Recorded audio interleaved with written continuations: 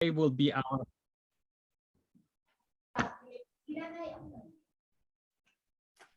Okay, sorry.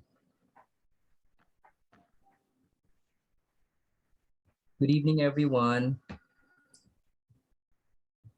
Good Uh, evening. we are very lucky to have here with us tonight Father Ben Nebres and everyone who is present. So, as a little background, so we have teachers from California. We have a former teacher from Arizona who is now in General Trias. We have STED teachers from New Mexico. One residing in New Jersey. We have 8 teachers scattered from the 5 boroughs of New York City, and of course, teachers also from the Philippines. Welcome to tonight's discussion of AFTA. We would like to thank Dr. Nigel Cornejo for his help in putting together this forum. I will be moderating this forum tonight. I am Ray Garnase. I am actually from the Philippines. I was the former director of Philippine Science High School, Eastern Visayas campus. Then currently I am the chief administrator of Leyte Normal University. So I don't know with Chris, he asked me, so there will be mediator. Okay, so I'm currently here actually in New York for an immersion and benchmarking. I call it that way. All right, so maybe to formally start our forum tonight, let us ask Sir Noel Menor, a math teacher, to give a short prayer. Okay, thank you, Sir Ray. Let us all remember that we are in the most holy presence of God. In the name of the Father, the Son, the Holy Spirit. Amen. Dear Lord and Father of all, thank you for today. Thank you for your ways in which you provide for us all. For your protection and love, we thank you. Help us to focus our hearts and minds on what we are about to learn. Inspire us by your Holy Spirit as we listen and write. Guide us by your eternal light as we discover more about the world around us. We ask this in Jesus' name we pray. Amen. In the name of the Father, the Son, and the Holy Father, Son, Spirit. Holy Spirit. Amen. And immediately we proceed with Dr. Melvin Jamao from New York City Bronx International High School, the assistant principal and AFTA vice president for operations and development. Sir? sharing.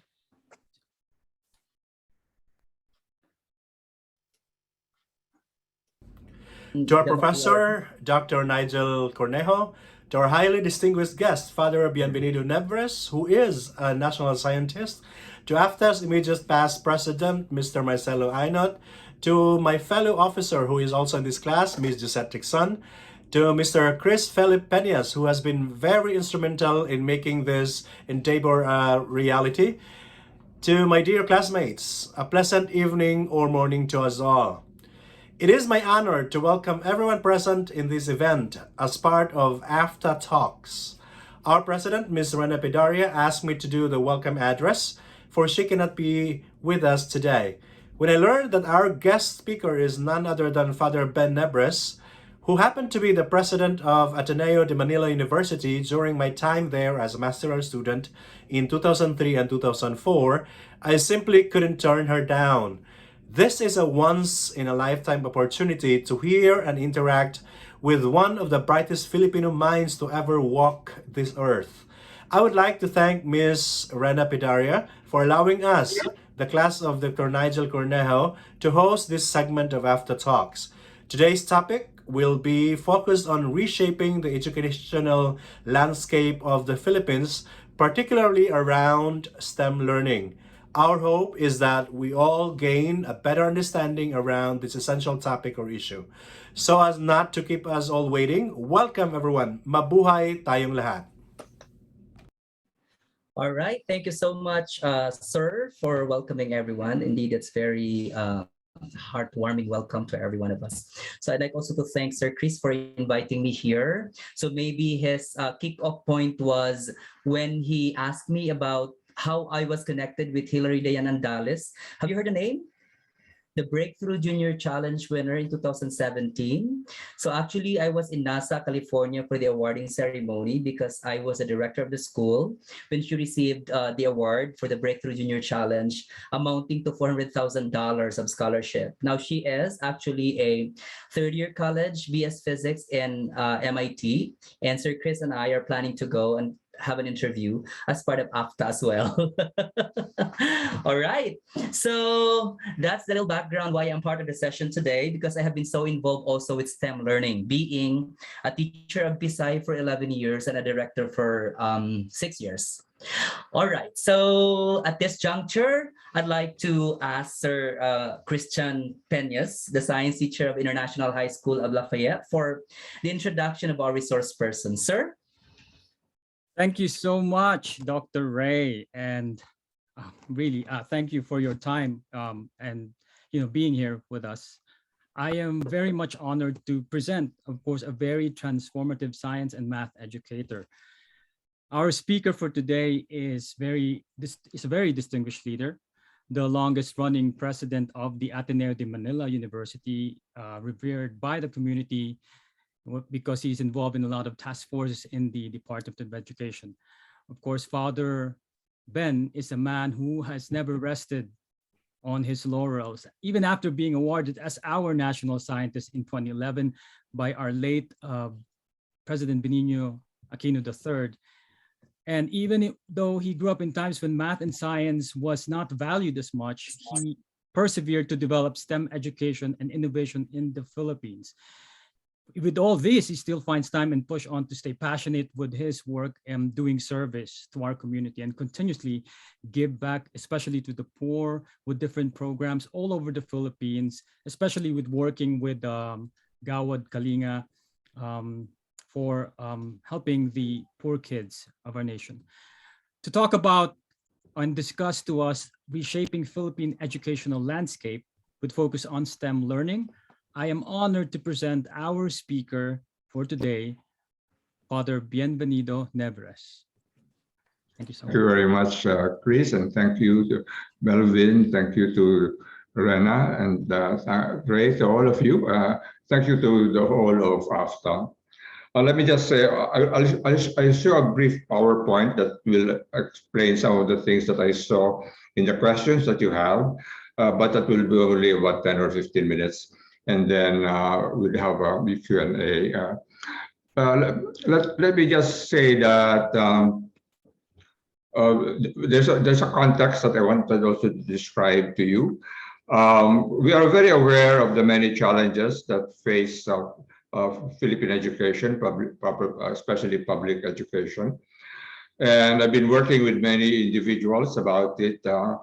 And just even before the last elections, Senator Sherwin Gatchalian, who is the chair of the Senate Committee on Basic Education, and who has been very involved in schools, both in Valenzuela City, and then with an organization of which we are both part of the board, Sinergia Foundation. And Sinergia works to improve schools in about 400 municipalities, working with the mayors and DepEd superintendents through the so-called local school board. So it's quite knowledgeable. We just gave a briefing to incoming Secretary, Vice President Sara Duterte last week on the main challenges that we face. And we cannot solve everything, but at least those that we feel can make a difference.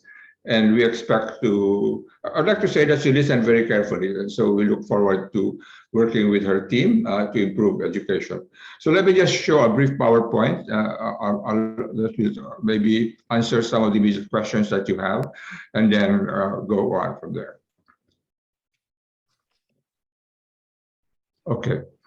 So, sorry, I made a change. Can I change the thing? I shortened it. Okay. Can you just turn it off, and I'll share my screen? Okay. Yeah. Let me try. Sorry. Thank you very much. Sure, Father, sure.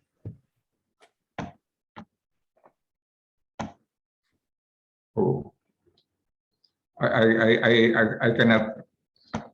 You have to make me a co-host, or you have to allow me to share my screen. Oh, I already made you co-host, Father. Okay. All right there. Actually, it's not different, but I shortened it. All right. So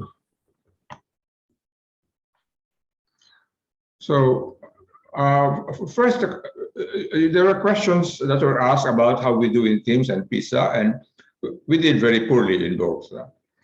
Performance in PISA, we were the lowest or second lowest. In Southeast Asia, our neighbors, Indonesia is the closest to us. They're better than us, but closest to us. Thailand is way ahead, and Vietnam is way, way ahead. Vietnam in particular surprised the world when they took PISA in 2015 and 2012, and actually ranked higher than the US, Australia, and UK. We also performed poorly in teams, but maybe the more important thing is to ask what exactly did we do or not do. In both PISA and teams, Filipino students performed well at the lowest level, namely in questions that required recall. But in higher level, in teams is about 3 levels or four levels. In the next level would be the one that you can use the concept in applications, and then in more complicated situations or so forth. But in higher level items, it required applications or higher order thinking. We did poorly. If I could have shown you the one I wanted to show you earlier, the same thing happens with our teachers. In the assessment of the teachers in the Philippines is roughly the same. They do well on the recall questions, and they do better than the students in the more complex questions, but they're not perfectly correct. They only got partial credits. However, we really should not be surprised at this. I track the National Achievement Test. I've been tracking them for the last 30 years. And in the National Achievement Test, the average in math and science in the high school level has always been around 45%, which means that some are 20% and some are maybe 75 or 80%. The grade school National Achievement Test is better, around 70 to 80% average in math, science, and English. And so I ask high school teachers, what happens? How come? Well, they tell me that the grade school National Achievement Tests are not really an indicator of readiness for math and science in high school. So there is really not a continuity between the levels in grade school education and in high school education. Working to improve the whole of basic education system will take at least one generation. There are so many problems. In fact, right now, I work a lot more with the basic problems than with STEM. Hunger. One of my biggest involvements right now is trying to solve the problem of malnutrition in our schools. I don't know if you're aware of the statistic over the last 20 or 30 years that 1/3, 30% of our Filipino children 0 to 5 are stunted. That's 1/3 of our population. And maybe it's not only their bodies that are stunted, but their brains, and which means therefore that no matter what we do with them in school, they're not likely to learn. And that's why I saw the hunger and malnutrition is very connected to learning, because one, if their brains are damaged early, they cannot learn anymore. And of course, even if they're not damaged and they're hungry in school, they obviously cannot learn. Lack of classrooms. I was in Marawi a lot during the last 4 years, and they don't have enough classrooms, toilets, lack of water, overburdened teachers. When I talk to the teachers, one of the biggest concerns they have is they have so many duties that have nothing to do with teaching. They have to prepare so many reports. In the presentation we presented to Vice President Duterte, Sara, we pointed out that the typical load of a teacher is 5 hours of teaching, 2 hours of other things like preparing reports, and 1 hour preparing for class. That obviously is not going to create a teacher that can do well in class. So there are structural problems that are very deep into the system. Wherever I meet I meet a lot with public school teachers in Nueva Ecija, in Metro Manila, and so forth. And one of the basic complaints is that they simply have no time to actually prepare for teaching. Lack of textbooks. One of the biggest weaknesses of the K to 12 implementation is that they changed the curriculum from K to 10, but there were no materials. They had no textbooks. And so, well, anyway, even with the best of efforts, it will take 20 or 30 years. So if you want to get involved with the basic system, I would just suggest working with one school and helping that school, because you cannot focus just on teacher training. You cannot focus just on materials. You really have to tackle the whole lot: food, water, and so on. So if AFTA wants to work with the system, I would urge that you consider concentrating on one school and do what it takes to do that. However, for STEM education, we could focus on the present efforts to strengthen STEM. Philippine Science High School system, you have the main campus plus 15 provincial campuses.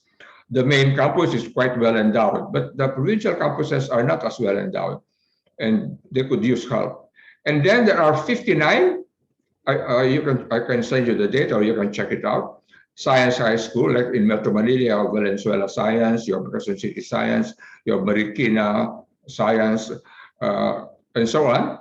And so you have, and then in the provinces as well, there are the science high schools at the LGU level, and they are not as well endowed as the Philippine Science High School system, very dependent on the local government.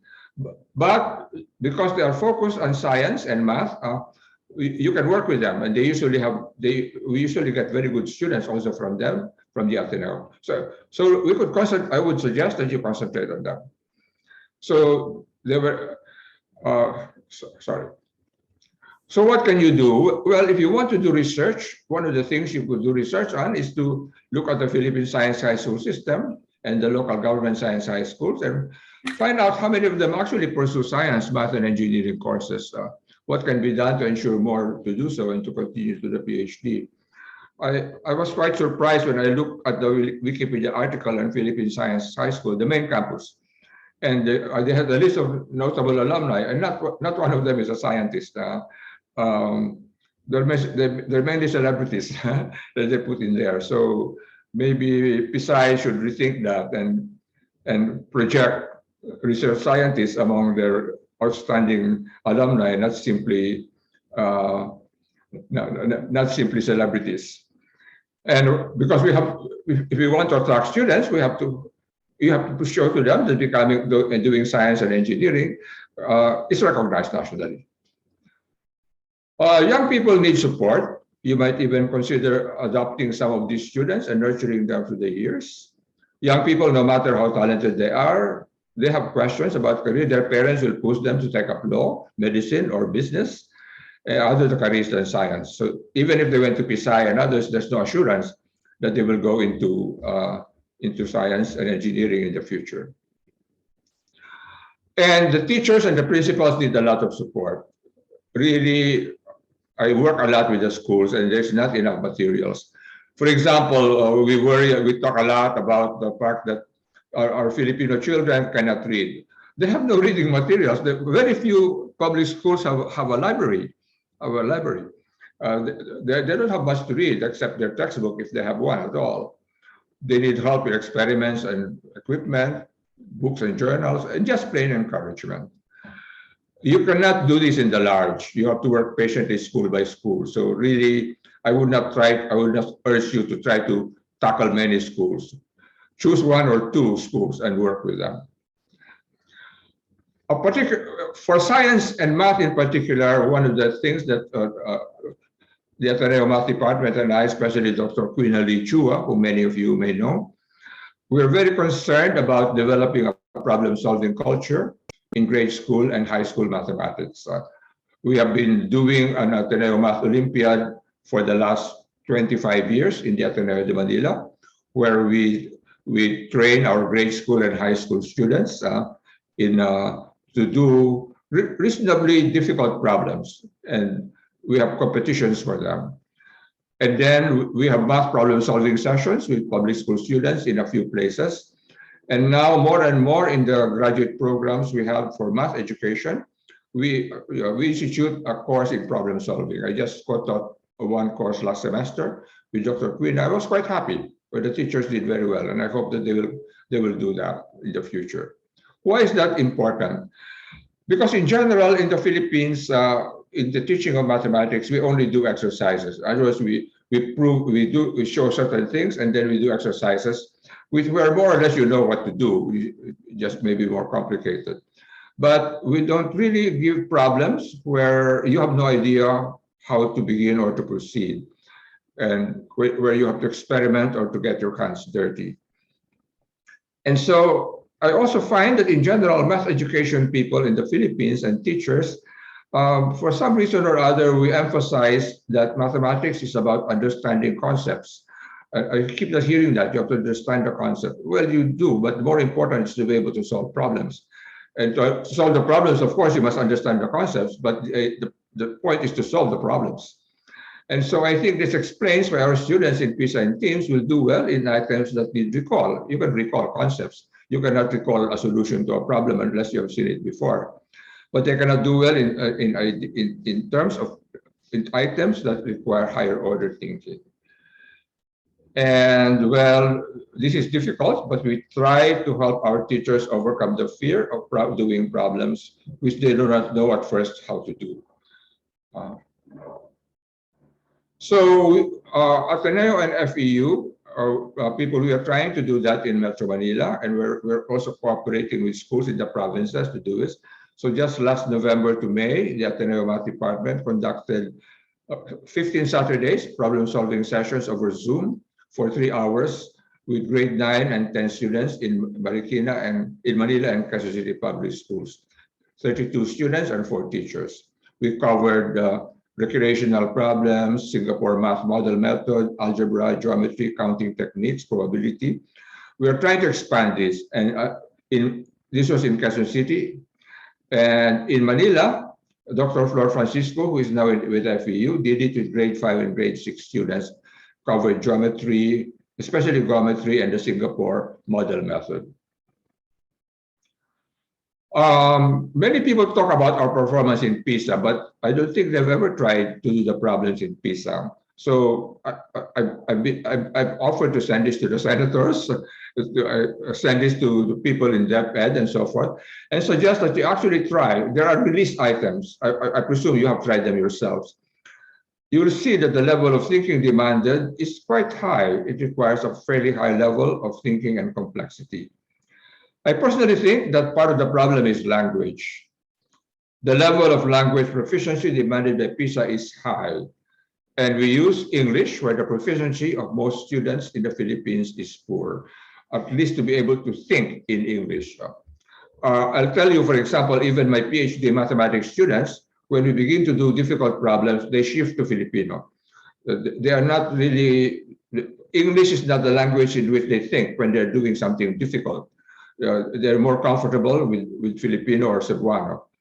And I think one reason that our neighbors do better is that they take PISA in their own language, Bahasa, Indonesia or Malay, Bahasa Malay, Vietnamese or Thai.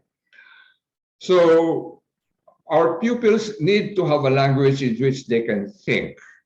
For the majority, it is not English, and think at a good level of complexity. So I actually encourage mathematics teachers, you can write the problem in English, I said, but discuss it in a language they're comfortable with. Discuss it in Filipino, in Cebuano, in Ilocano, and let them discuss it that way. Although after they have solved it, they have to go back to present it in English. So which is what the Indonesians used to do. It's very important to process the problem in a language in which you can think and feel and are comfortable with. And majority of Filipinos are not comfortable thinking in complex terms in English.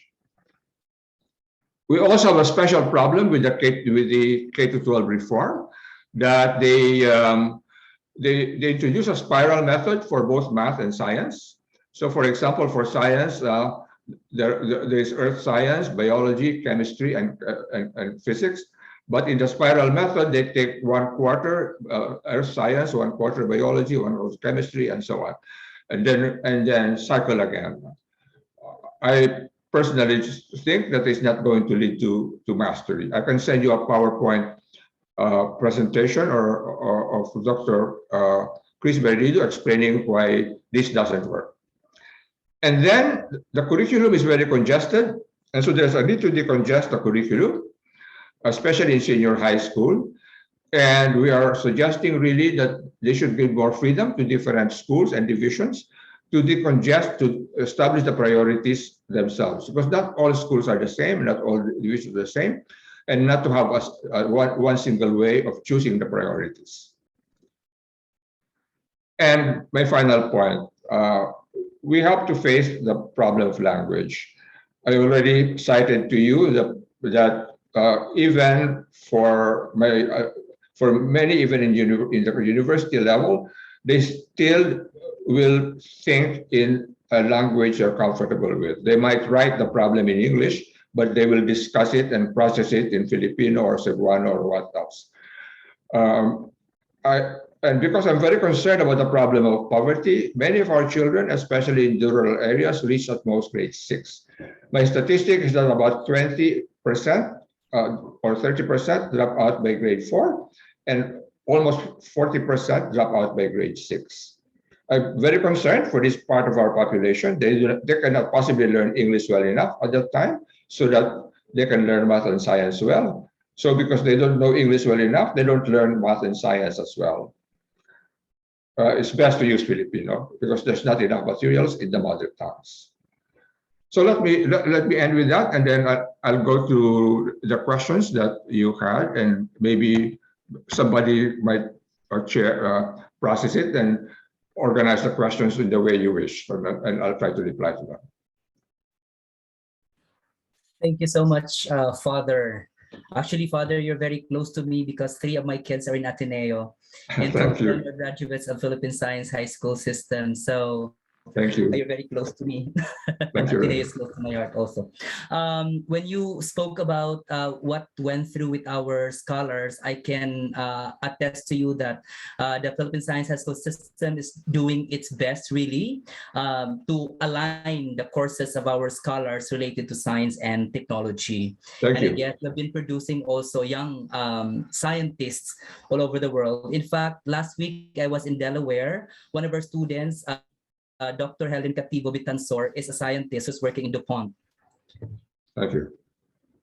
Yeah. Thank All you. right. So that's only an example. So I am sharing with, we are giving you time to think, to rest for a moment because our panel would be congesting their questions because many of the questions have been answered by your presentations already. So while doing that, Sir Noel is raising his hand. Sir, can we continue after the short video? Father, we would like to show you this short video. Sure. And to everyone to give a little background about what's happening to our scholars. One of our scholars, Father. How many Sir Albert Chris? Einsteins and Marie Curies have come and gone unknown because they lacked the ability to describe their own ideas. Sadly, the brightest spark will die if it does not catch. That's why we need not just great scientists, but great communicators who can tell nature's story in a way that grips us. In so doing, they expand their circles of enlightenment to encompass thousands. To introduce you to an incredible young science communicator, please welcome one of the founders of the Breakthrough Prize, Julia Milner, and Golden Globe nominee and author, Lily Collins.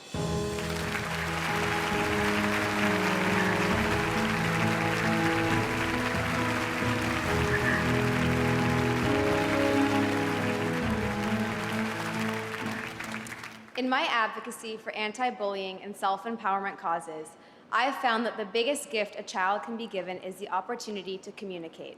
By having the chance to express themselves, kids not only discover who they are, they can change the entire culture. We wanted to inspire the next generation with big ideas in math and science. And the people who really know how to talk to kids are kids themselves. That's why 3 years ago, together with Priscilla Chan and with support from Khan Academy, we established the Breakthrough Junior Challenge. a video competition for high school students.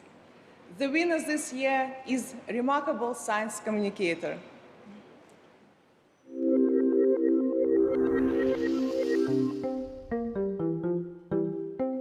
Now is a very, very great time to live for science, since there are so many unknown questions around the world that need answers. Exactly what number is this?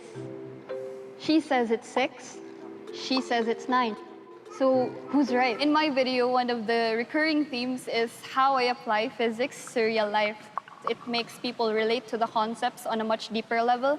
The really mind-blowing idea here is that observers in different frames will perceive different versions of the same reality. And every observer's frame is equally valid. Hillary has a really bright future. What makes her special is that she asks questions beyond our lesson. Sometimes she finds the answer by herself. She goes beyond.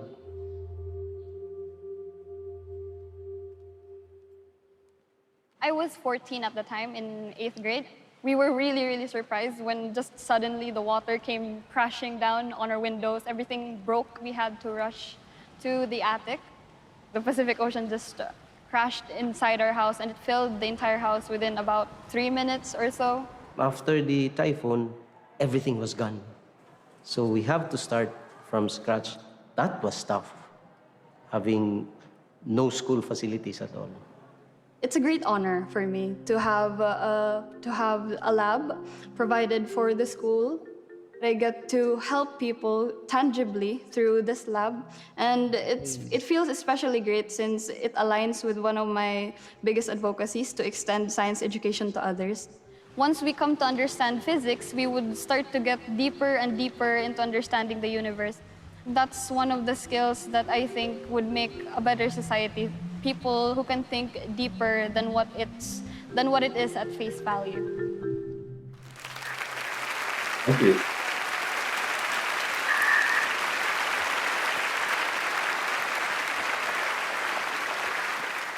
And tonight, we have a surprise for Hillary.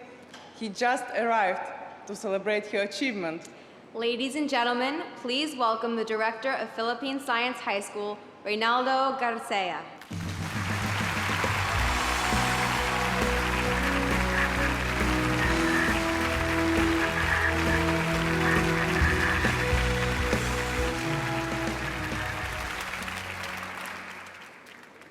Splendid evening, ladies and gentlemen. Hillary, remember this song? To reach the unreachable star.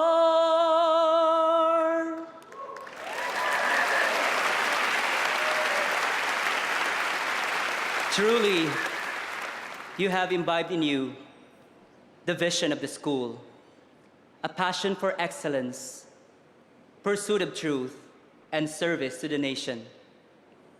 I congratulate you and your family for this feat. We're all in this together. Your dream is now a reality. Let your star shine and be the best scientist and expert that you can be. Salamat po at magandang gabi.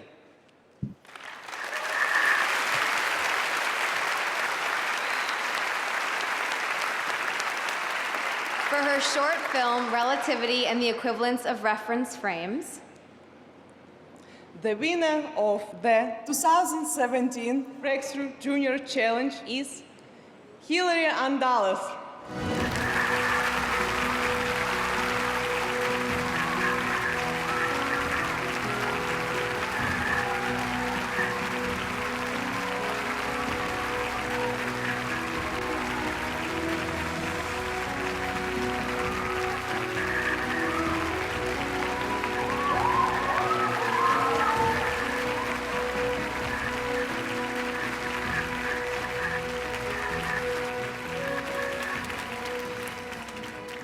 I've always looked up to two kinds of stars, those that shine at night, enchanting my mind about the universe, and those that shine before me now, these amazing scientists, inspiring me with their genius and tenacity to pursue the truth.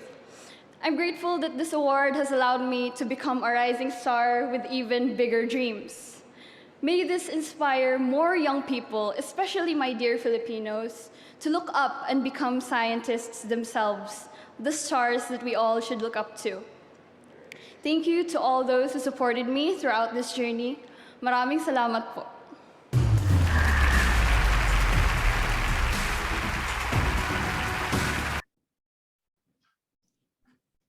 Thank you very much. Yes, Thank you, Father. so wonderful. That's wonderful. I work a lot with Reina Reyes.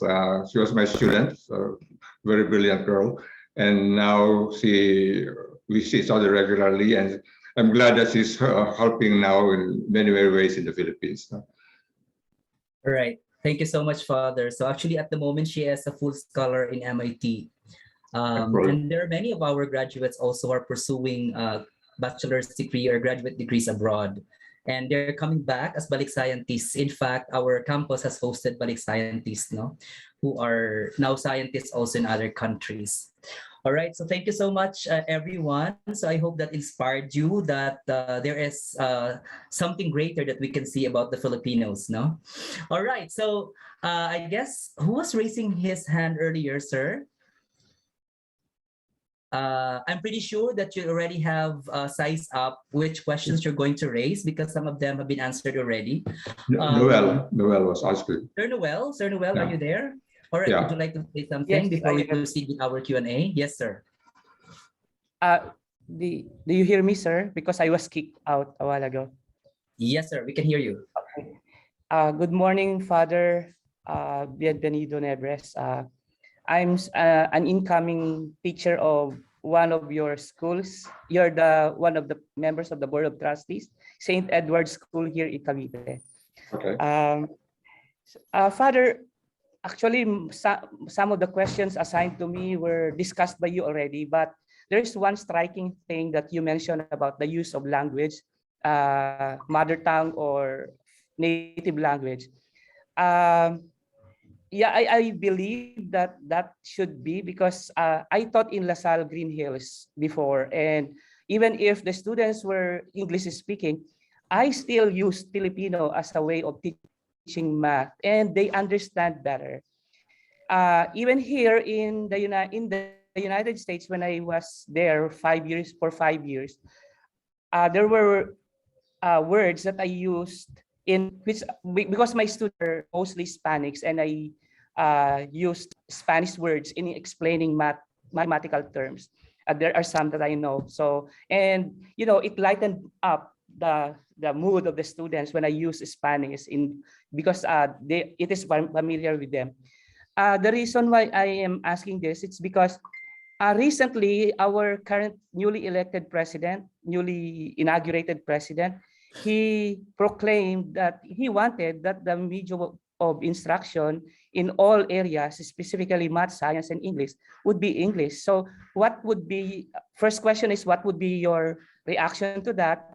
And secondly, what do you do in your end to convince the president and maybe the incoming Secretary of Education to convince them about the importance of the use of the native language in teaching math and science at least in the basic education level?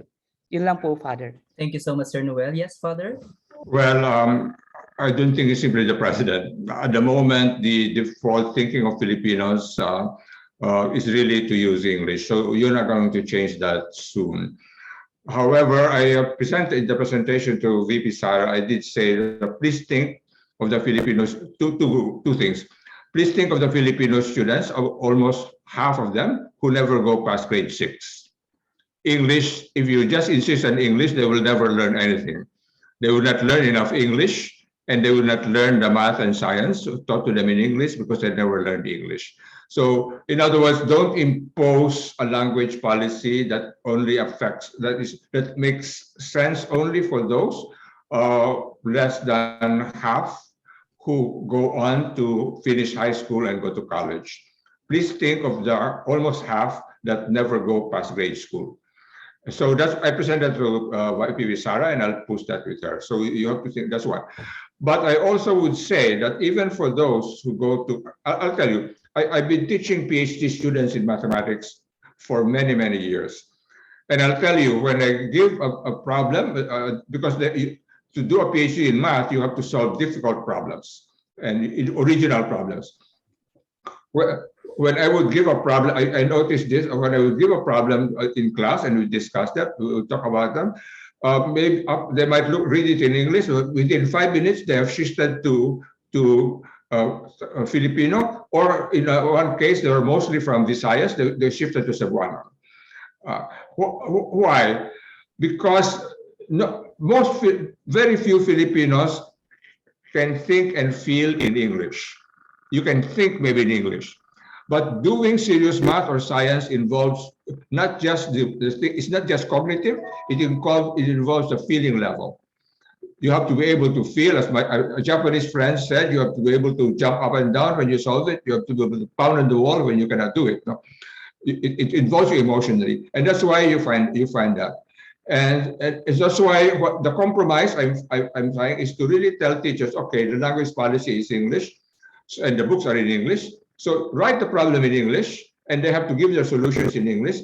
But please discuss it as much as possible in a language they're comfortable with, and allow them to discuss it in a language they're comfortable with. Then they can translate it back to English. So because it's the struggle with the problem solving that requires a language in which they're comfortable. So that's what I tell people. I see that in all my students. I see that all. You see, we cannot solve the language problem as a language of instruction. What Indonesia did is that they shifted from Dutch and Javanese to Bahasa Indonesia, but it is not just a language of instruction.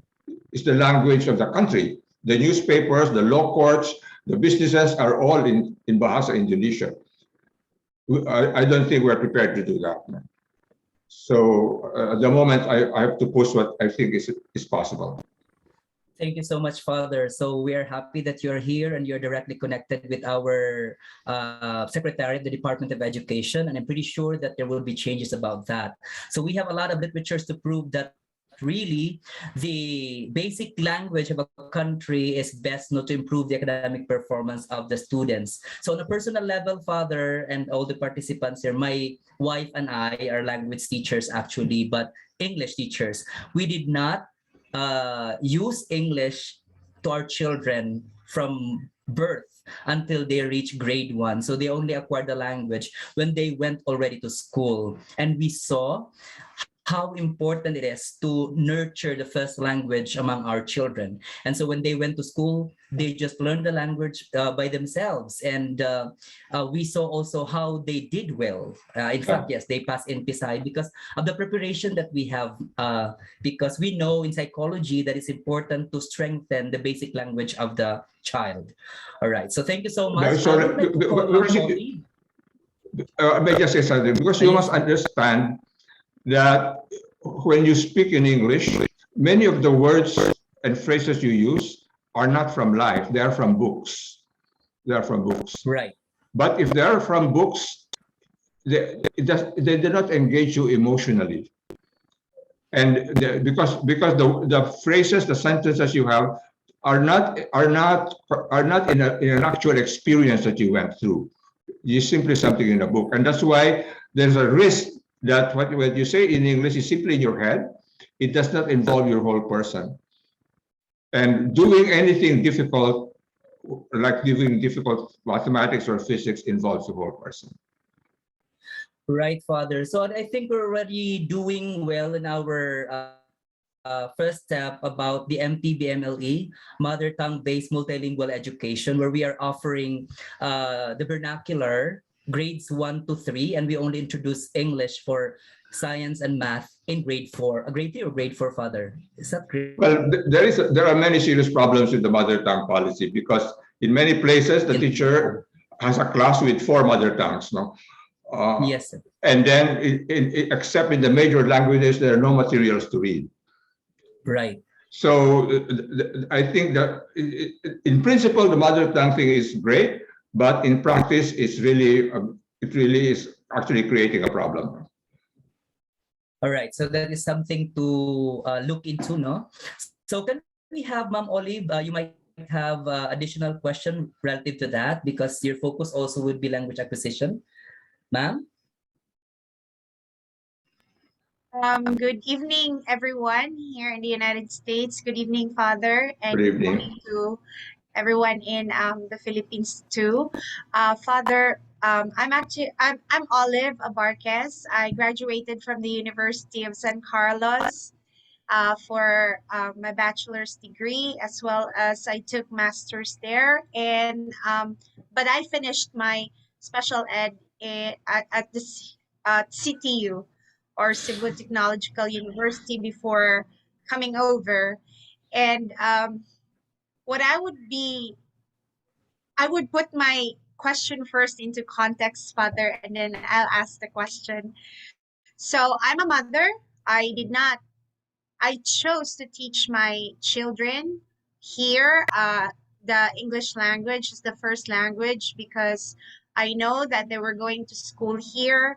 I know that I wanted them to succeed, and I didn't want them to be labeled as ESL, or English as second, language learner. So, however, along the course of raising them, we have often visited the Philippines, and my boys have grown interest with not just the culture, but also with the language. And recently, my 16-year-old has been asking me to uh, learn Filipino. So nahirapan ako kasi Cebuano naman talaga ako, and we speak naman talaga Cebuano sa bahay. But whenever he goes to Paralan sa Konsulado, the Filipino that he hears is the Filipino language, the more of Tagalog. So he's a little bit confused, and as a way of addressing my son's need, at the same time, something also as I see as an opportunity as an educator, I approached AFTA and asked if we could actually offer Filipino language to our Filipino American youth, because a number of them actually speaks the tongue, the mother tongue, or the language or the dialect of their parent.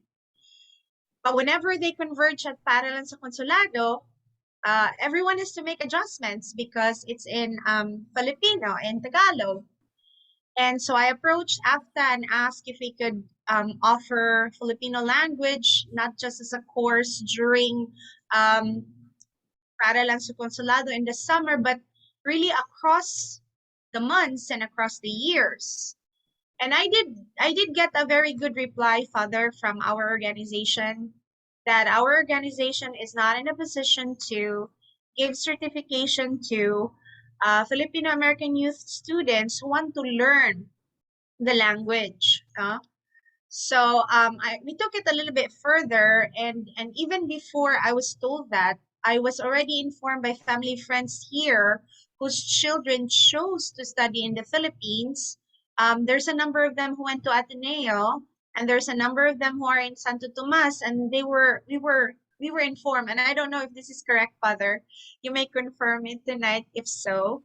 The children of those Filipinos or those children who became students, so coming from the United States or from anywhere else, when they study at Ateneo, they have this opportunity to take the Filipino language or pay a certain amount so that they can skip taking up the course. No, so that's one thing that I had still to confirm if it's true. Now, thinking about that and fast forward to what I was proposing to AFTA, I was thinking that why not, we can approach, um, certain universities, learning institutions in the Philippines who would be willing to take our course.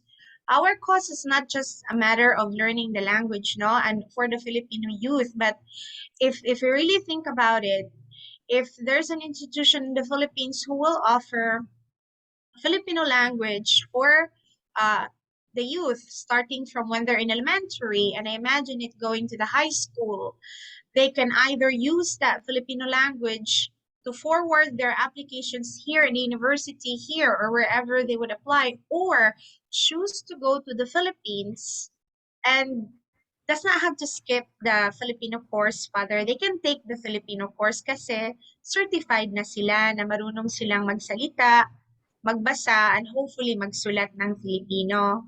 So, my question actually, Father, with that in context is this. Some students, not just the Filipino Americans, no, but I'm also talking about children of those who are in the Middle East, no.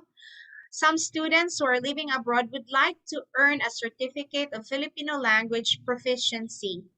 Now, how can the schools in the Philippines help in providing similar programs or experts? Should there be a really, like a demand for this language course, Father? So do you think, Father, that is achievable? And I, can they be I, I, accredited? I think there are quite a few universities in the Philippines that do offer Filipino language for foreigners or Americans. No? You just have to connect with them. There are quite a few. And they can give their own certification in there. There are also language institutes not connected with universities that do that in the Philippines. No? The only thing I would say really is that if you were Cebuano, I would say it's perfectly fine for your children to at least learn, because the very important thing really with Filipino, with any language, is to be able to hear the sounds correctly. If for example they learn some Cebuano with you, their ears will be attuned to those sounds, and it will be easy to learn Filipino as well. It's very difficult if they have heard only English, because the English sounds are very different from the sounds in Cebuano or in Filipino. So then they will really have difficulties. Any of the major languages, Cebuano, Tagalog, Ilocano, the sounds are similar. And so I would really urge Filipinos there to make sure that to learn any of them, they can much more easily learn Tagalog later on, because their ears can learn that. Their ears will hear the sounds. But if they never did that, they do not hear the sounds, and so they sound funny all the time. Huh? Okay, thank you, Father. Yeah, there are schools like that. I think if AFTA approaches the universities, I'm sure there are universities that will be happy to do that. Because they already have institutes that do that. Yeah. Noted, Father. Thank you. All right. All right. So thank you so much. I hope your question is answered. And again, for further details, maybe later on you can have connection with the universities. Okay, I might be able also to help because I'm connected with Leyte Normal University. All right. Yeah. So before we proceed with the Sir Marcelo Inot, but after that we proceed now with our questions. Yes, sir. Please go ahead. Hi, good evening, Father. Good evening, everyone. Good morning in the Philippines. I'm Marcelo Ainot. I'm a high school math teacher here in Brooklyn, New York. And Father, every year there's a lot of us Filipino teachers who will be going home and volunteer ourselves to continue one of AFTA's banner projects, the Balik Turo program. And oftentimes teachers in the Philippines complain about the lack of resources, just like the technology, the smart boards, the computer cards, the graphing calculators, where we hear teachers in the US, especially us, teachers in math, are actually using it in our classroom. how do we address these concerns of our Filipino teachers moving forward so that they can be a par globally? If we can provide them these resources, there's a lot of us here in the US who can really help them train in terms of some computer aided instructions. Thank you, Father. Well, as I said in my presentation, you cannot solve the whole problem. Maybe AFTA can choose one school and raise the funds for those things. There's no solution for the whole system. In many of the schools, the children don't even have food. They don't even have water. So gadgets are not very high on the totem pole. So that's why I'm telling you that you cannot solve the big problem. So I would urge AFTA to say select one or two schools and work with them, work with the mayor, work with your friends here to find the resources for them. There's no one solution for it now. Thank you very much, Father. Yeah. All right, thank That's what I do. That's what Sir I do. Aynat and Yeah. Father. Yeah. That's So what I try to work team with some from schools. AFTA now taking important notes, right, about the Yeah. feedback, no, about what are our takeaways after this forum, so that this will not go to waste. Yeah. So I hope we have Secretariat picking up what's best that we can do. All right, so we go back to administration and leadership, and we'd like to call in Sir Melvin Damalao of New York City Bronx International High School, the assistant principal. Sir, please go ahead. Father Ben, my question to you is around administration or leadership. It is twofold. The first one is, how can we assess and train STEM teachers? And the second question is, once STEM education and STEM learning is ongoing, how should school or district leaders sustain the STEM momentum? Thank you, Paul. Well, as I said, I would urge very much that you begin with either the Philippine Science High School system, or maybe better with the LGU supported science schools, no? Manila Science, Quezon City Science, Makati Science, because they're less well endowed than the Philippine Science High School. And then in the provinces, you can Google the list. There's a list of 59 schools all over the country. I think the best is to work with them because they already committed to that, but they need a lot of help and resources. And again, you cannot, if AFTA would select one or two of those schools and work with them to see what takes to improve, then maybe you can learn how to help the others. But it's not useful to try to tackle many because you will get nowhere. Trying to improve teaching and learning in any field, but especially in STEM, will require years. I've been at it for 30, 40 years. It will require a lot of time and effort to build up a school. So you have to stick to one or two and work on them. And then if you really find a way to do it, then you could ask others to do other things. But it will require a lot of investment of time and effort to move it forward, because there are many other connected problems that go with trying to raise the levels of teaching in a school. So I have no simple solution, because in a particular school will have its own challenges. As some of you said, that some of the schools may not have the materials. Some of them may not have enough trained teachers. Some of them may not have enough well-trained math or physics or biology or chemistry teachers. Each of them is a requirement. Now, there are not that many good math, physics, or mathematics teachers are running around in the country. So anyway, that's the only advice I can take, is choose one school and work with it and do whatever it takes to help them. Of course, they have to help themselves too, but do what you can to help them. There's no overall solution for the problem. Thank you so much, Father. Thank you so much, Father. So as a saying goes, a journey to 1,000 miles begins with a single step. Yes, so it's good yes. to start a little of something, so we will get there. There's actually a joke that we have in the system. We said that maybe we perform very low in TIMSS and PISA because students from Philippine Science High School and Science High Schools are not really tapped to take the exam, because it's more of a random sampling from DepEd. So Well, it has to. It I has to don't be. know if That's we what will involve the science that, high school that's the system. to take the exam. That's the All right, system. so I guess other yes. Okay, we have Ma'am Lane Carpio, the Assistant Superintendent of DepEd Region A. Ma'am, please. 4. Thank you, Doc Ray. It's actually DepEd Region 4A Calabarzon. And it's DepEd Oh, sorry for Laguna. that. Good morning. So, Good morning.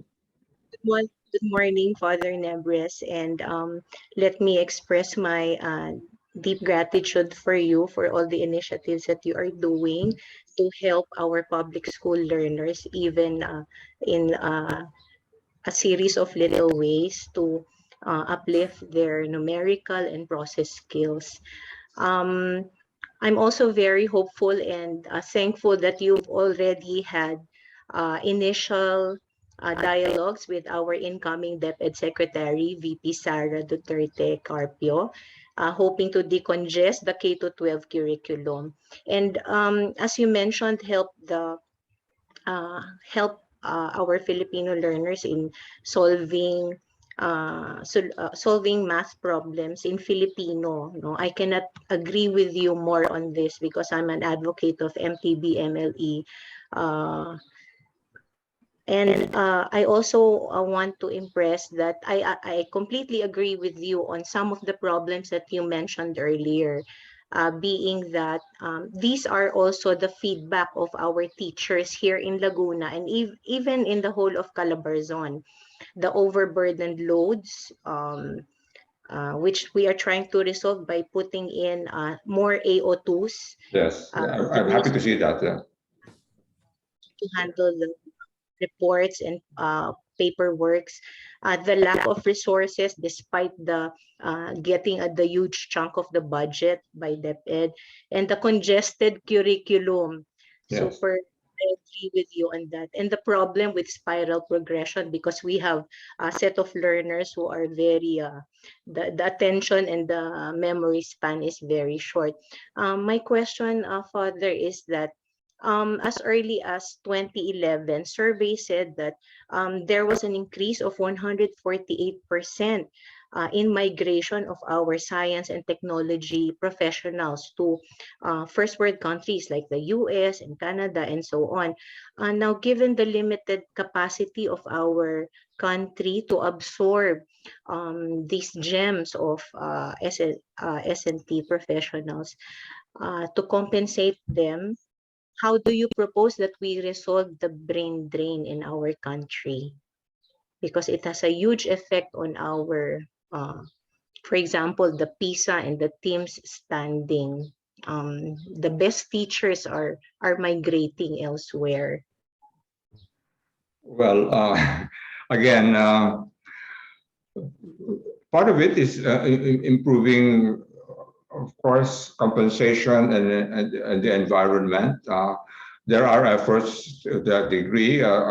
There's now a new EO that the number of levels of teachers will go up. They can get more promoted, but still, it will not compare to working in the United States. So the gap will still be. I'm afraid that cannot be solved. So I think a lot of it will really have to be with trying to work with at least some of the promising ones, and it has to be a mix. You can never solve it by trying to offer something comparable to what they would have here in the U.S. That will not work. But I think you have to be able to offer something for them that will take care of their families. And then it has to really come from their own desire to serve the country. I'm afraid it has to be one of those two things. Like I was very happy when one of our star students from Visayan Ateneo, Reina Bel Reyes, who decided to come back and work in the Philippines, and she simply wanted to come back and make a contribution. So we simply need more of that. People will simply say that, yeah, I'll go back and make a contribution. So I have no well, I hope you don't mind my saying this, but the the balance between of commitment to country and seeking for a better life is different with different cultures. It's not strong in the Philippines. The desire to the pull because of a better life for my family is very, very strong for us Filipinos compared to the desire to serve the country, compared to Indonesians or Thais and so forth. My Indonesian friends, their salaries are just as poor as in the Philippines, but they always go home.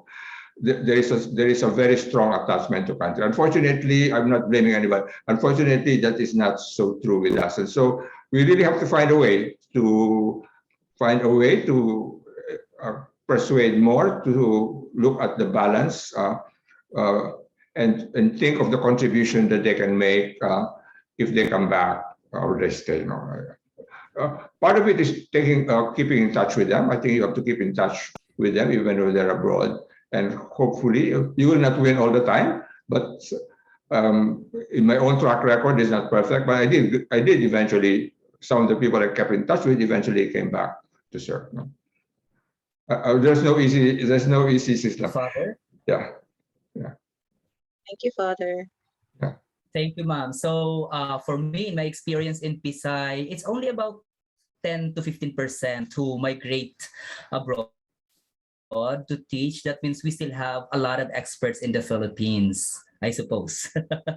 And it's the Yes. fault of the AFTA here because the science and math teachers are here in the US. I'm just kidding. All right.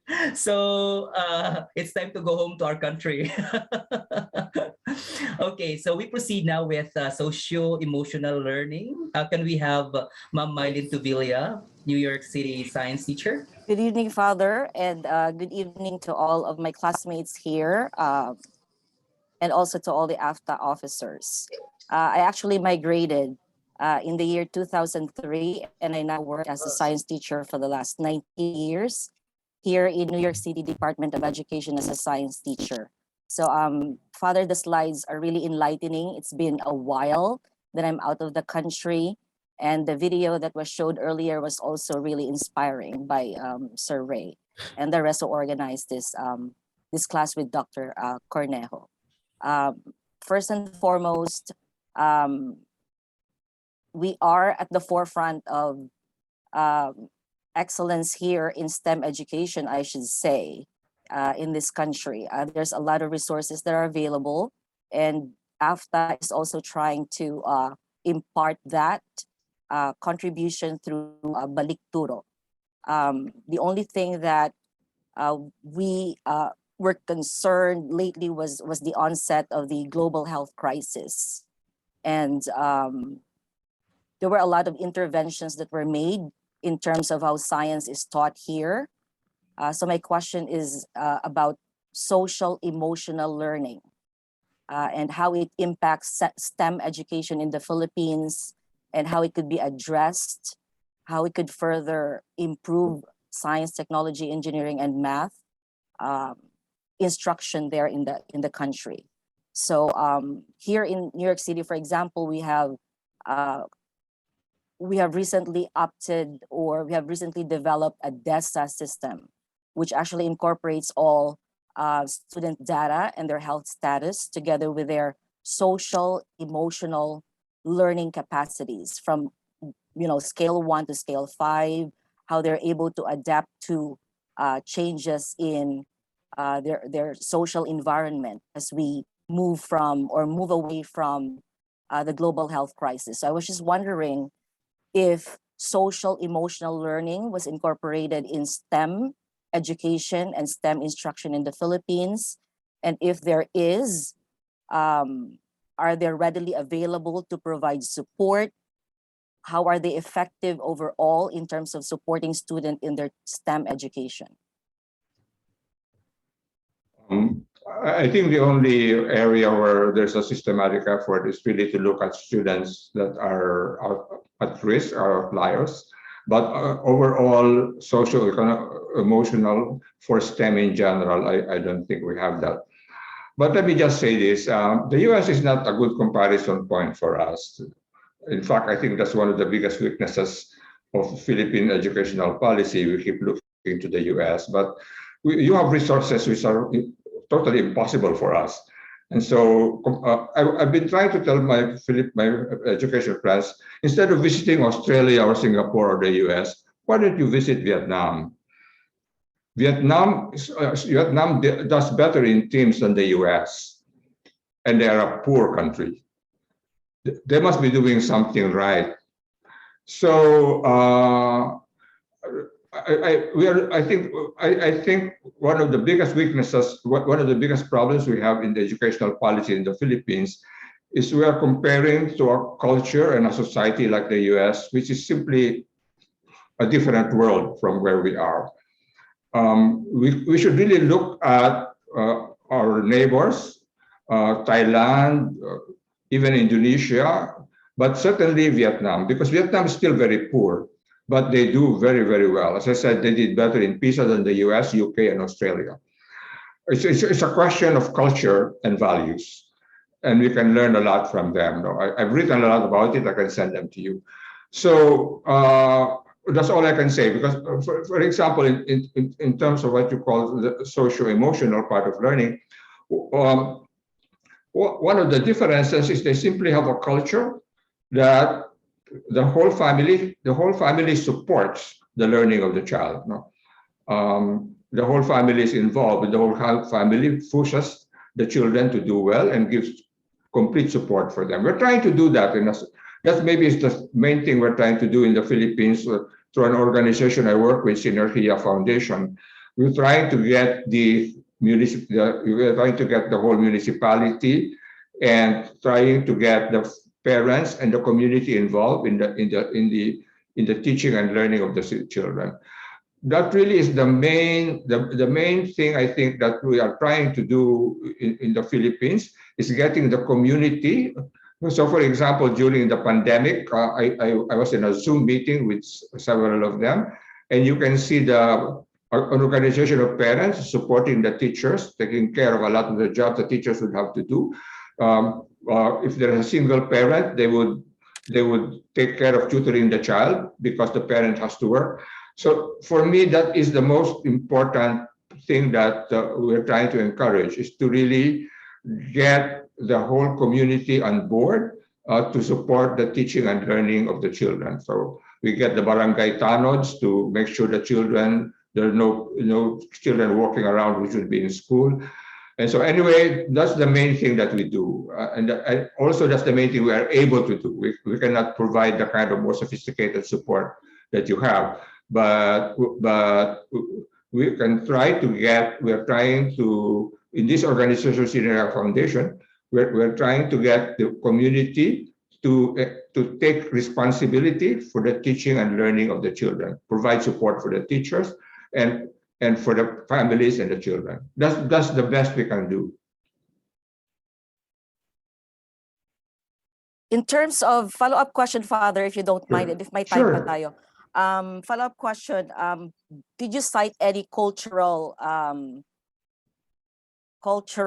factor that's specific in Vietnam that's really working, and we could kind of like emulate or pattern the culture or any kind of difference that you see in terms of how are they progressive, and why is it that Philippines is not?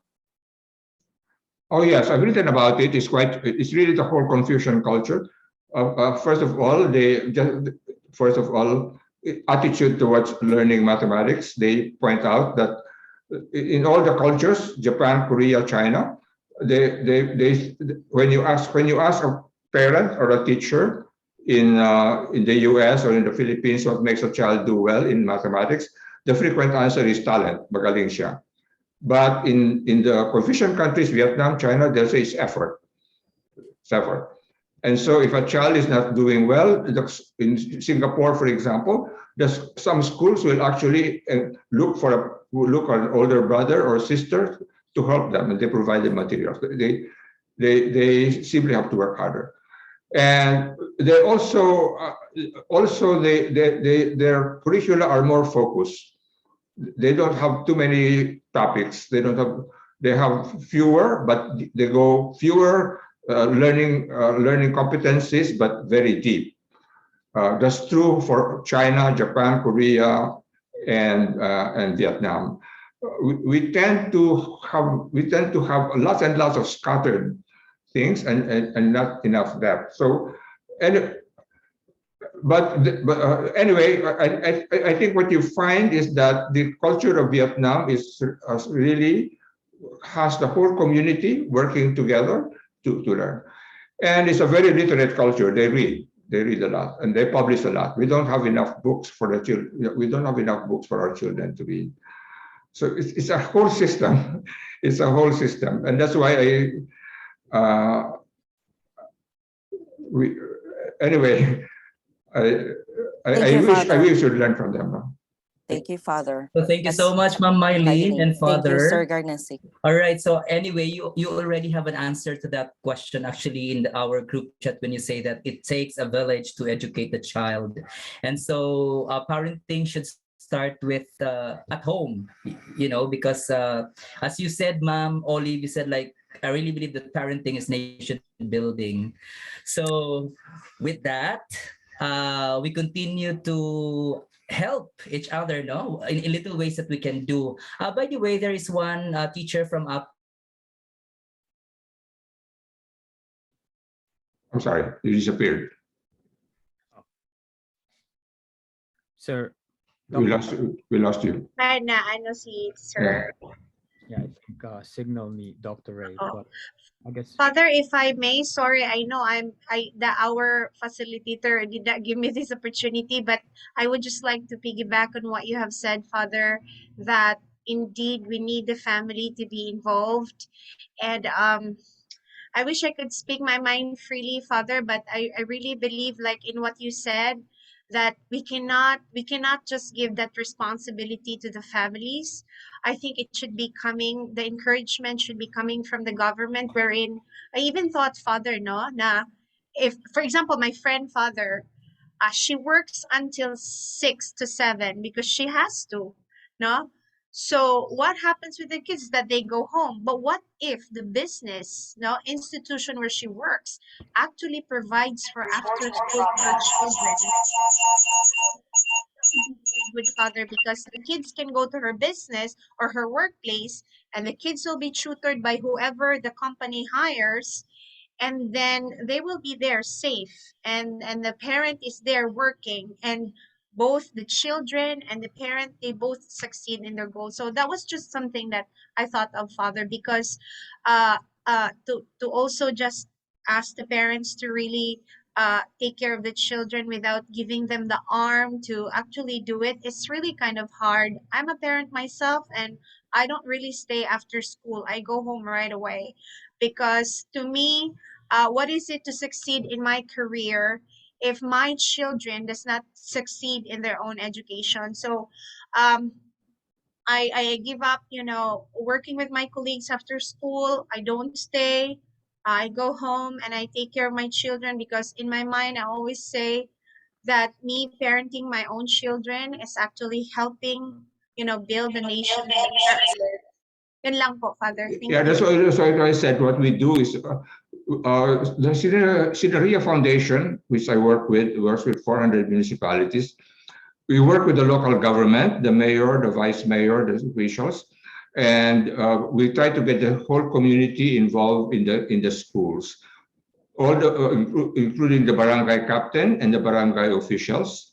And then organization, the PTA used to be just a fundraising thing, but we've now gotten the parents teachers associations to become what you call school governance councils, to take responsibility for the whole school. So that's really what we're trying to do. In other words, it's really mobilizing the whole community to support the children and the parents and the school. Where it's succeeding, it really works very well. I can tell you, it really works very well. I saw that during the pandemic, that in the places where they were well organized, you could really see that the whole community came together to make sure the children were okay. All right, thank you so much. So we proceed with the next question from Bernadette Ilustre, English as a secondary language in Auto Middle School. Ma'am? Thank you so much. Father Ben, good evening. Good evening. My question is actually a branch because when I was teaching in the Philippines, I was teaching in a special science class because we didn't have the Philippine Science High School then during that time.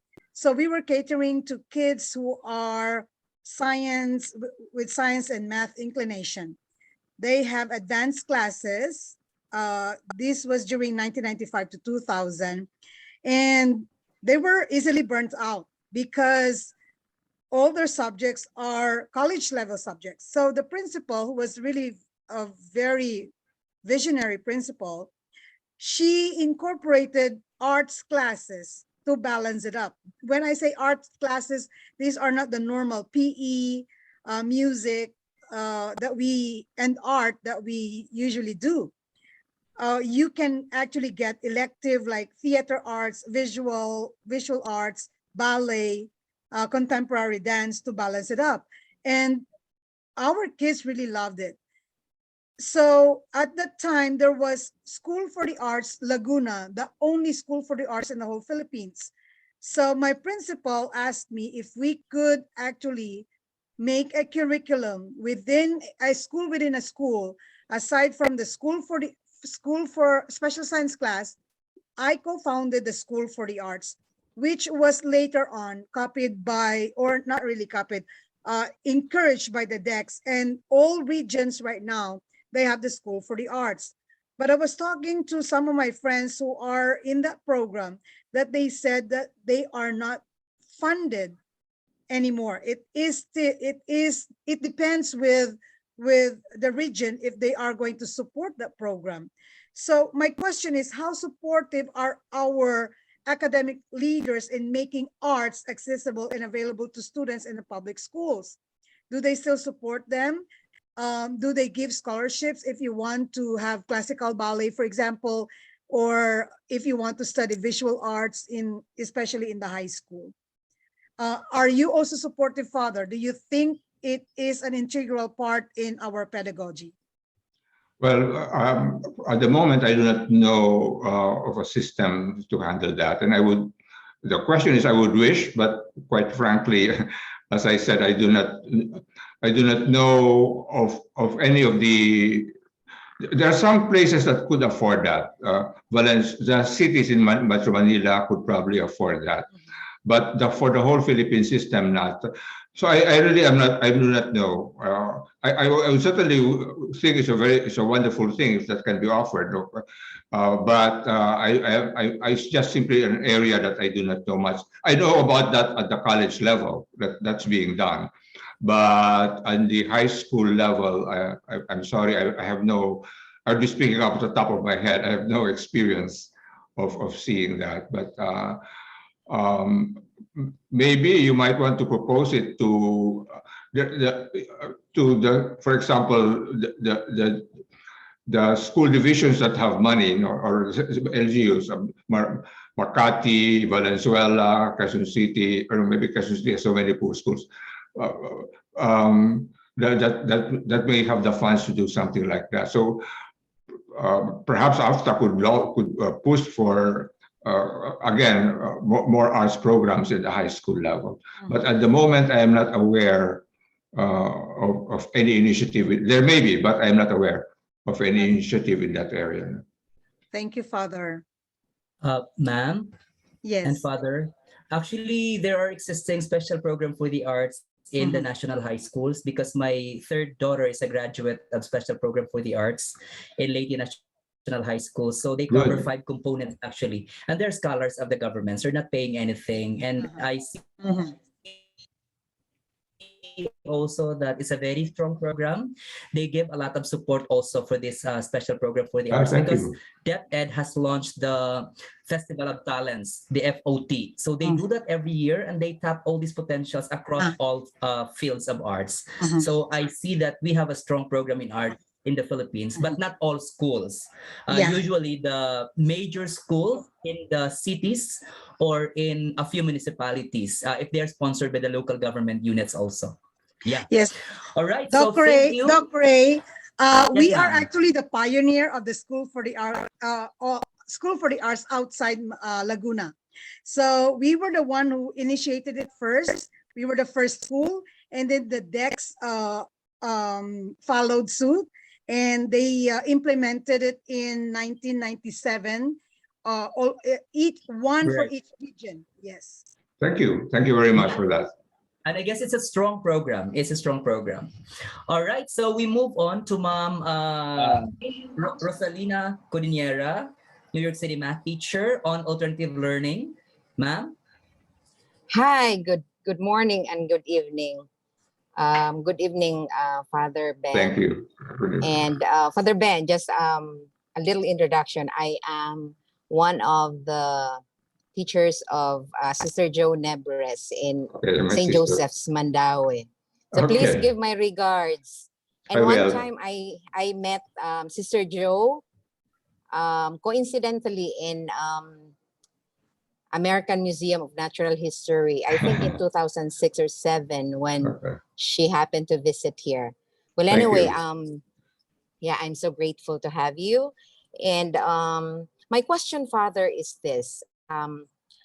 What are some approaches what are some approaches that really would reach out or help those students who have interrupted education because of work or because of poverty issues, and how can the government help so that they are able to get their education and tap their potentials and eventually be productive members in our society? Thank you.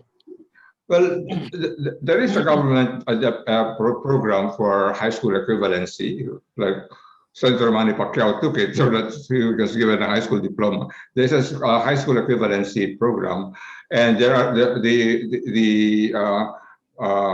DepEd Ed program. There's a unit of the Department of Education that takes care of that, that handles that, and people can apply to that and get support for it.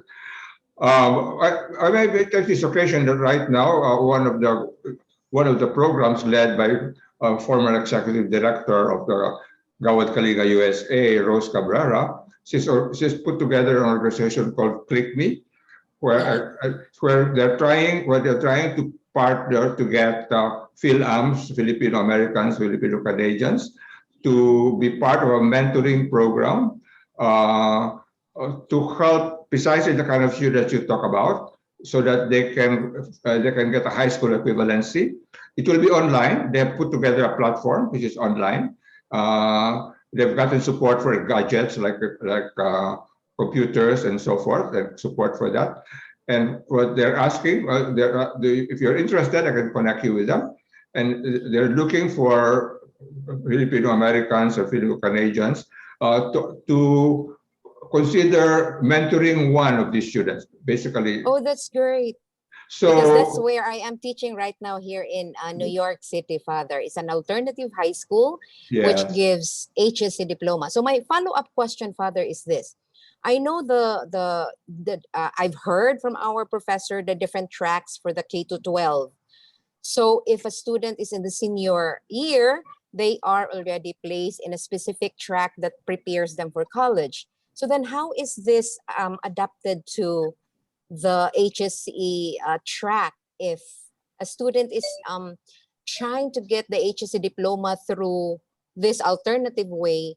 What happens to their specific track so that when they go to college, there's continuity or the bridging? Well, most of those that we have, that we are dealing with, for whom we get a high school equivalency, it's really, the equivalency is up to grade 10. Oh. Then the ones we deal with, they're usually quite poor. We try to connect them to the technical vocational part of the senior high school, because they normally need to earn as quickly as possible. So then they could not go straight to college they would not be able. They would not be able to. They would not qualify or would not afford it. No, so no, they cannot go straight to college. So even if the college will offer them bridging courses, they would still not. No, they cannot. They have to finish their Okay. senior high school. Okay, But I the understand. ones we deal with, the default mode is not college. The default mode is to Vocational. take technical course. And then of course, if they're able to earn and go further, then we help them in college. No? Which is very similar track with what we have here in New York.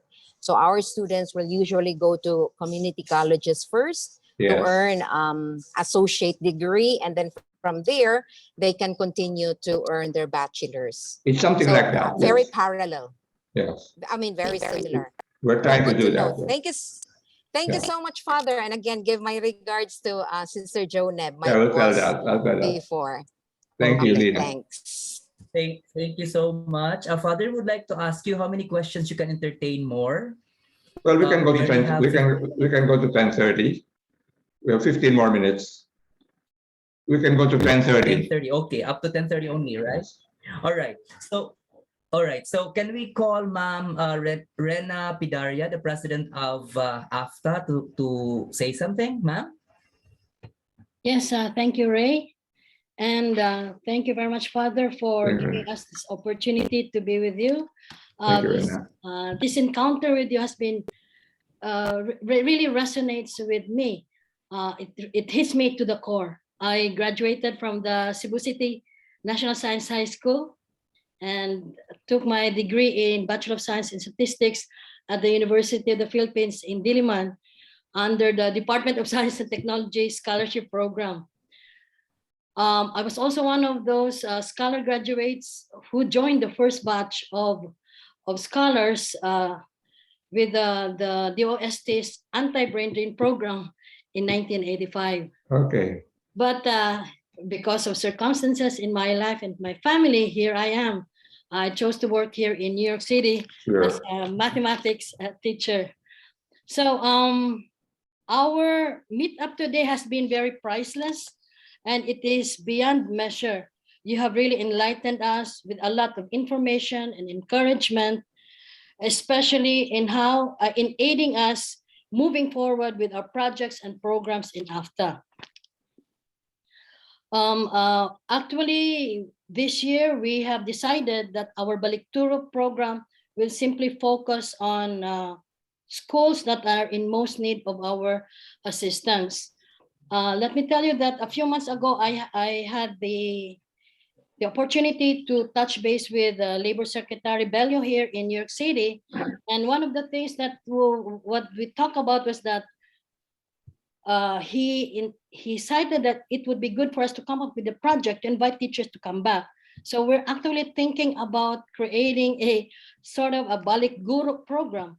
Most of our teachers here are about to retire. So maybe there could be a program where our teachers from the United States can go back, be immersed into the public school system, and we'll see how that goes. And I hope that our programs will be more impactful, more meaningful, more intentional because of our meeting with you. And of course, with God's grace and blessings. Maraming salamat po, Father Thank Nebres. you. So as I said, there are two large organizations that I work with that work with the public schools. And depending on when or where you want to connect, I could connect you with them. One of them is the Synergia Foundation. We work basically through the local governments to mobilize the whole community around the school, but we also do teacher training and so on for them. Then in Ateneo de Manila, we have a center called Ateneo Center for Educational Development. And the center works in teacher training for pretty much all of Quezon City, all the schools, and the schools in Nueva Ecija. That's the main project that we have.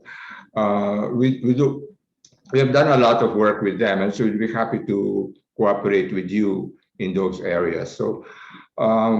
Yes, we will touch base with you and this. Yes, so just in case you want to come back and help in there, then we we could try to see where you could best connect you with a group that you could work with, so that you could really, your contribution really would have a bigger impact. Thank you, Paul. Yeah. All right, thank you so much. So we would like to give way to Sir Nigel Cornejo for a question or reaction maybe. Go ahead, please. Hi, good evening, Father. Good evening po. Good evening. Mr. Moderator. Sir, Father, may I just ask if if there is a possibility to put up a provincial science high school that should be governed by the local government? Kasi what we have now is just only a Philippine science, then the regional science, even a particular science owned by the local government unit, particularly in the National Capital Region.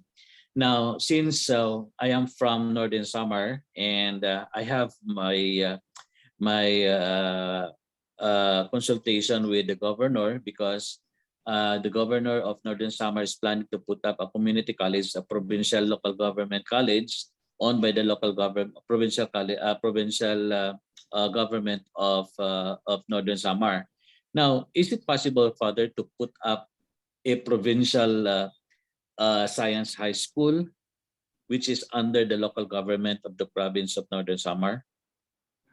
I do not know. The existing local government schools are colleges. No, I am not aware of high schools that are under totally under the local government.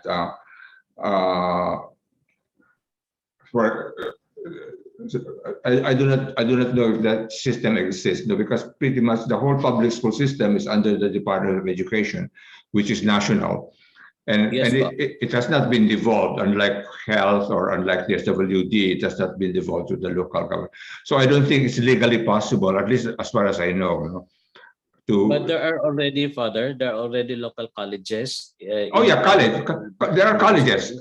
As I said, that's done for colleges, but not high schools. Yeah. In our case, Father, my mother's school, which is Universidad de Manila, aside from the graduate school and the undergraduate schools that we offer, we also cater senior high school. Yes, but that it would be the senior high school is there as a part of the college. Yes. Yeah, you can do that. You can do that. But outside the local college of the provincial college, say for example, is there a possibility to offer a provincial provincial science high school? So because what we have only in Region 8 is the regional science high school, which is located in the city of Tacloban, but not a provincial college, a provincial science high school, not found in any island of Samar and Leyte. I don't know the answer to your question, and because as you know, for example, all of those local government LU colleges are acts of Congress. They're established by Congress. So I do not know what I do not know what it would take to establish a provincial a high school run by the local government. Whether you need an act of Congress like for the colleges, I don't know the answer to that now. Particularly science high school, because when we establish local government, local colleges, it is only one requirement is a so-called ordinance by the Sangguniang. Yeah, there are two kinds of science high schools. There is the Philippine Science High School System, which is under the DOST and supported by DOST SEI. So that's one network. And then you have, I mentioned that 59 or so local government supported science high schools. Those are supported by the local governments. As far as I know, they're basic. I don't know if any of them are, some of them might be provincial. I'll have to look at them. Most of the ones I know are cities.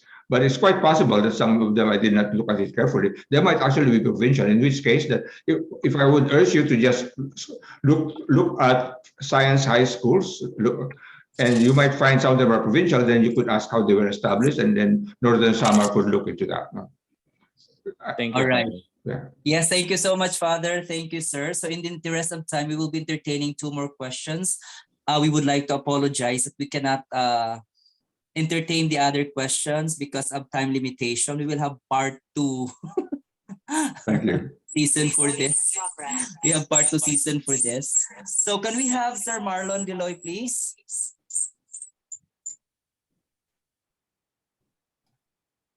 Sir Marlon, are you there? Sir RJ is raising his hand. Sir RJ. Okay, Sir RJ. Yes, good evening, classmates. Magandang umaga sa Philippines. Thank you so much, Father Nebres. It was really very enlightening. I'm supposed to ask about higher education mathematics, but I surmise that like the saying, we can't give what we don't have. So my question is that, are there research or literature about the percentage of high school students majoring in the STEM field in the Philippines? And the second question is, are there enough educational leaders who are STEM majors or STEM related to STEM field? Because I think sometimes based on experience, when I was in the Philippines in the elementary schools, sometimes the teachers would say, oh, don't ask me about, wag niyo akong tanungin yan, I don't like math or something like that. So, or don't ask me about science because I don't know the answers or something like that. So sometimes it the leadership matters. So yun ang mga, so given these circumstances, are there enough teachers or enough school leaders who are STEM majors or STEM related fields? Well, I guess the answer is no. We don't. No. Compared to Vietnam or China or Japan, we have very few. You have to, for example, most of our leaders in the Philippines are lawyers. All the leaders of China, 80% are engineers. Xi Jinping is an engineer. Hu Jintao is an engineer. The same. So we really have very different cultures.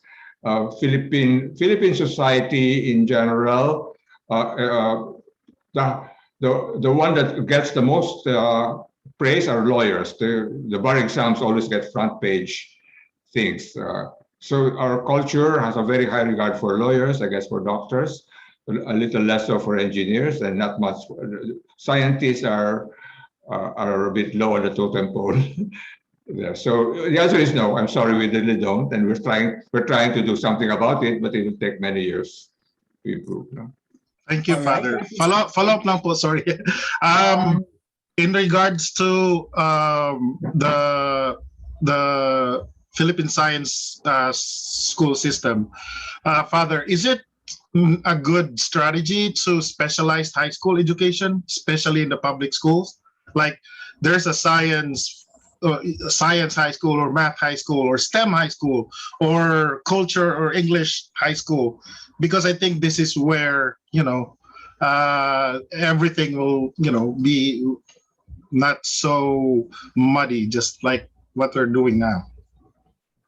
I don't know what your question is, but certainly having the science high schools is good because while the overall school system is still quite weak, we do owe it to the country to look at the talent and develop the talent that we need for the country, and so it's quite important to do that, and that's why it's important to have schools that will take care of the talented students and help them to do well. And so the Philippine Science High School system is certainly important. The problem is that the gap between the Philippine Science High School system and the rest of the system is just so huge.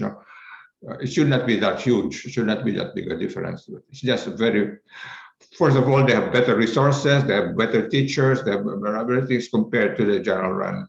But for example, if you go to the big high schools, Commonwealth High School, for example, which has 5,000-6,000 students, we find out the top 5 sections are very good, but they don't have the quality of teachers or support that Philippine science has. But certainly there are students there as talented as there are in Philippine science. It's just simply that the resources and the teachers are not good enough. And the teacher, they also have, some of them have fairly good teachers, but the teachers there are overburdened. I do not think the Philippine Science High School teachers have to teach 5 hours a day, and have to have 2 hours of other things of non-teaching duties and only 1 hour to prepare. No? So it's just simply that the system is not helpful for the rest of the schools. No? Okay, thank you so much, Father. Thank you, sir. I can answer those questions. Unfortunately, we don't have time anymore, but my answer is definite. There is a need for Philippine Science High School.